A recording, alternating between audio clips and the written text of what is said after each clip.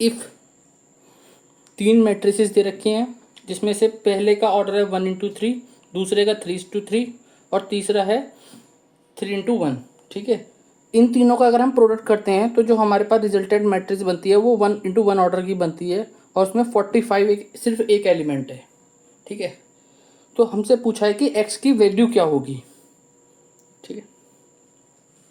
सबसे पहले हम जब भी मैट्रिक्स की मल्टीप्लाई करेंगे तो हमें एक चीज़ याद रख लेनी है, इस तरीके से एक फिगर अपने माइंड में बना के रखनी है, ठीक है। ये क्या फिगर सिग्निफाई कर रही है मैं बताता हूँ आपको। x 1 1 ये हमारी पहली मैट्रिक्स है। दूसरी मैट्रिक्स क्या है हमारी,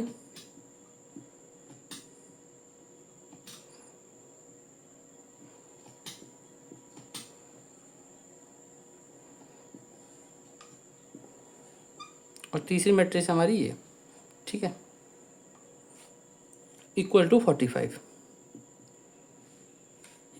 ये इस डायरेक्शन में इन्हें कहते हैं रोज और इसे कहते हैं, जो इस डायरेक्शन में होते हैं उन्हें बोलते हैं कॉलम। तो इस मैट्रिक्स में एक तो रो है और 3 कॉलम है, तो इसका जो ऑर्डर होगा वो 1:3 का होगा। इसका मतलब है इसमें 1 रो है और 3 कॉलम है। इस मैट्रिक्स में 1 2 3 3 रो हैं और 1 कॉलम है, 3 कॉलम है, ठीक है। इस मैट्रिक्स में 3 रोज हैं और कॉलम कितने हैं, सिर्फ 1, ठीक है। अब मल्टीप्लाई करते समय हमें ये वाला डायग्राम अपने माइंड में रखना है। पहली मैट्रिक्स की रो लेनी है ये वाले एलिमेंट और दूसरी के कॉलम एलिमेंट्स लेने हैं और उनकी मल्टीप्लाई कर देनी है। तो हम x की मल्टीप्लाई करेंगे 1 से तो x आ जाएगा। फिर दूसरा एलिमेंट लेंगे, दूसरे एलिमेंट इस रो के दूसरे एलिमेंट को इस कॉलम के दूसरे एलिमेंट से ही मल्टीप्लाई करेंगे, तो 1 × 4 ये आ जाएगा 4, ठीक है, प्लस कर देंगे। और तीसरा एलिमेंट इस रो का और तीसरा एलिमेंट इस कॉलम का, तो ये आ जाएगा 7, मल्टीप्लाई करेंगे। इसी तरीके से एक चीज़ और हम याद रखेंगे, जब हम कोई इस तरह की मैट्रिक्स मल्टीप्लाई करेंगे तो उन दो के ऑर्डर के जो ये पहली मैट्रिक्स का लास्ट वाली जो डिजिट है और इस वाली दूसरी वाली मैट्रिक्स की जो पहली डिजिट है वो हमेशा इक्वल होंगी, ठीक है। और जो नई मैट्रिक्स मल्टीप्लाई करके आएगी वो इसकी तो फर्स्ट डिजिट और इसकी लास्ट डिजिट, तो जो मैट्रिक्स आएगी हमारी मल्टीप्लाई करने के बाद वो आएगी 1 3 ऑर्डर की, ठीक है। 1 3 का मतलब क्या है, 1 उसमें रो होगी और 3 उसमें कॉलम होंगे, ठीक है।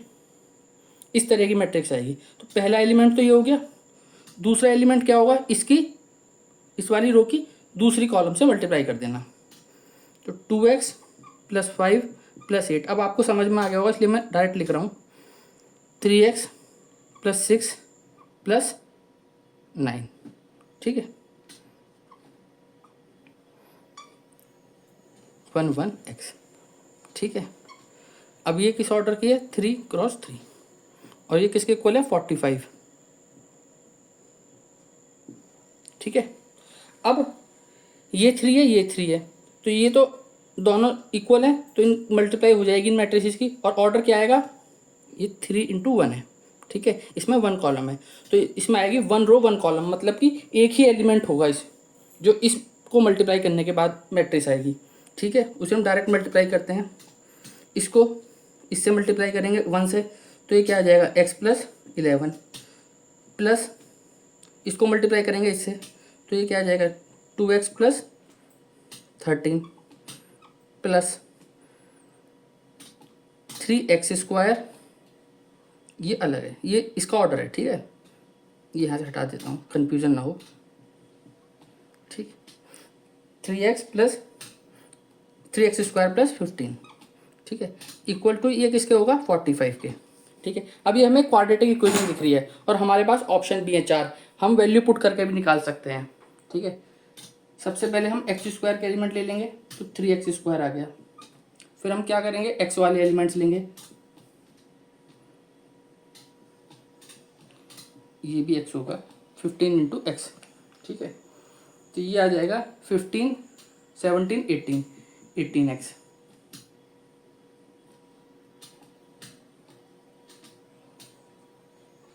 18x, ठीक है, प्लस 11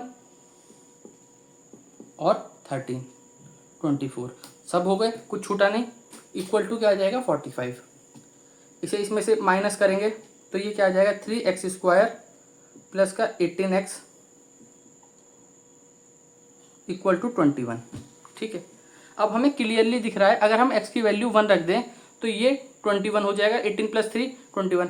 हम इस क्वाड्रेटिक इक्वेशन को सॉल्व भी कर सकते हैं और बिना सॉल्व, क्योंकि हमारे पास एग्जाम में टाइम लिमिटेड होता है तो हम डायरेक्ट वैल्यू पुट करके भी देख सकते हैं। तो ऑप्शन डी हमारा करेक्ट आंसर हो गया। हमने x की वैल्यू 1 पुट करी, ये क्या आ गया 18 24 1 इक्वल टू 21, ठीक है। ऐसी और वीडियोस के लिए सब्सक्राइब करें मेरे चैनल को, कमेंट करें, शेयर करें, लाइक करें। Thank you.